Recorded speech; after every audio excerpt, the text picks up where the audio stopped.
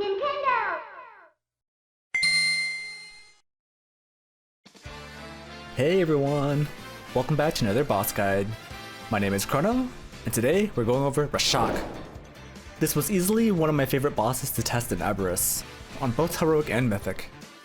It's a fast-paced fight with simple yet very punishing mechanics. Reminder that footage is from the PTR, and things could still change before the patch drops. That being said, let's get started!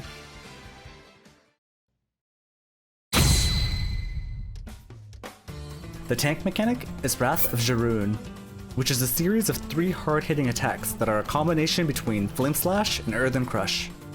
The Flame Slash is the one you're likely to be more afraid of, since it's magic damage, so don't underestimate its ability to one-shot you. Both of these abilities cause you to take a lethal amount of damage if you get hit by the same one twice. You can taunt the boss in between casts to have him swap targets. Just make sure you never allow either tank to take 2 hits from the same spell. Rashok will passively gain energy as the fight progresses, and if he ever caps out, he wipes the raid with Ancient Fury. To reset his energy, you need to drag him onto the conduit in the middle of the room. Doing so will cause him to enter his intermission phase, where he begins channeling Scorching Heatwave, dealing ramping, raid-wide damage and constantly shooting out lines that will near one-shot you. Once he completes this, he knocks everyone to the edge of the room and continues the fight with 0 energy, restarting his cycle of mechanics. He also gains a buff that makes his next Scorching Heatwave do unhealable damage, so you need to prolong the main phase until this buff falls off. Searing Slam picks a random player with a big circle that needs to be taken out to the edge of the room. Rashok leaps onto them, doing raid damage and leaving behind a vortex that immediately spews out lava waves that you'll be dodging throughout the fight. These waves periodically spawn from each vortex, but waves are guaranteed to spawn every time the boss lands during a slam. The raid damage from the slam's impact increases for each vortex that is present in the room, so by the end of the fight, it'll leave you low enough such that you definitely can't survive getting hit by one of the lava waves that spawn. It's also important to know that you can't overlap these vortexes, or you wipe. Charge Smash is a raid soak that does split damage. Using this will give Rashok some energy, which is mitigated if more players get inside. Doomflame spawns a bunch of smaller circles nearby that need to be soaked. Shadow Level Blast is a one-shot cone that has a long wind-up. Just don't be too far from the boss before it happens.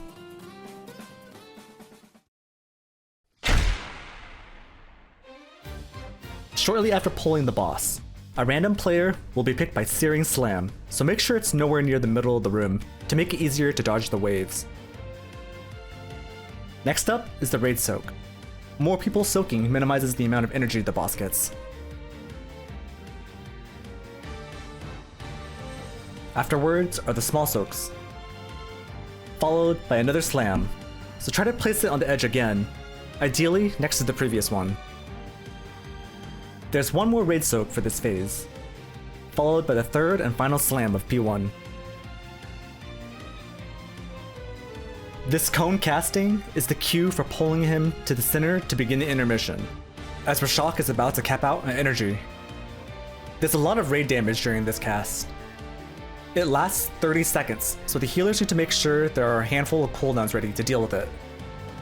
After this ends, the mechanics repeat the same cycle, except you'll be dodging more waves with each additional vortex, as well as take a lot more damage from the slam's impact. There's a scripted order to the mechanics in this fight that doesn't involve oppressive overlaps. As long as you follow the script, it just comes down to managing raid cooldowns, doing the mechanics, and not getting farmed by waves.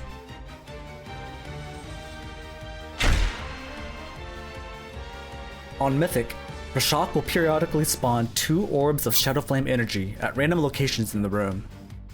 After 15 seconds they explode, doing a light amount of raid damage and applying a fat heal absorb on all players. During raid testing, it was fine to let both of these go off at the same time, but the journal now clarifies that more than one exploding wipes the raid. To get rid of them, you need to bait the Searing Slam on top of one. Sometimes the slams were picking dead players, which I hope was just a bug. Otherwise it means nobody's ever allowed to die. The other change is that the Raid Soak now leaves stacks of a dot with infinite duration. To clear this, you need to run onto the conduit in the middle, and doing so does raid damage. You need to be very careful about not overdoing it, because every Raid Soak is preceded by an orb exploding. So most of the time, you'll start clearing stacks with players bleeding out with the heal absorb. These changes add an intense amount of raid damage onto the main phases that'll force you to exhaust some of your cooldowns outside of the intermission. So it'll definitely be both a solid DPS and healing check. I'm a huge fan of this fight, and it's awesome that the Mythic changes only improved on what made the heroic version fun. A big thanks to everyone that watched all the way through. If you enjoyed what you saw, a like, sub, and share goes a long way in supporting the channel. All of the guides will be added to a playlist linked below. I hope you guys are having an awesome month, and I'll see you in the next one.